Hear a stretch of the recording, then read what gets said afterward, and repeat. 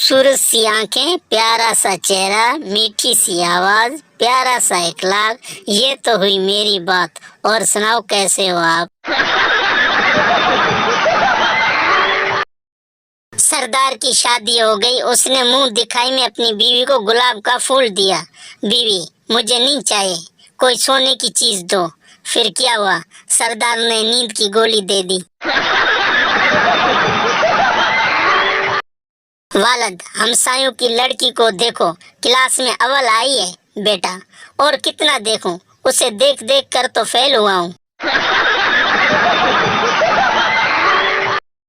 एक आदमी अपने ससुराल गया। उसकी सास ने पहले दिन उसे पालक खिलाई, दूसरे दिन उसे मेथी खिलाई, तीसरे दिन उसे साग खिलाया, चौथे दिन उससे पूछा, बेटा बता आज क्या खाएगा?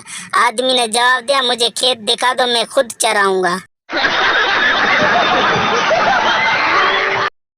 उस्ताद, आदमी की जान कहाँ से निकलती है? शागिर्द, खिड़की से। उस्ताद, वो कैसे? शागिर्द, कल जब अम्मी ने बाजार से घर आकर घंटी बजाई तो अब्बू ने आंटी से कहा कि जान तुम खिड़की से निकल जाओ।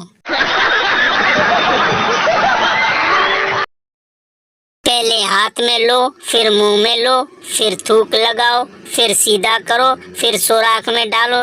कितना मुश्किल है सुई में धागा डालना।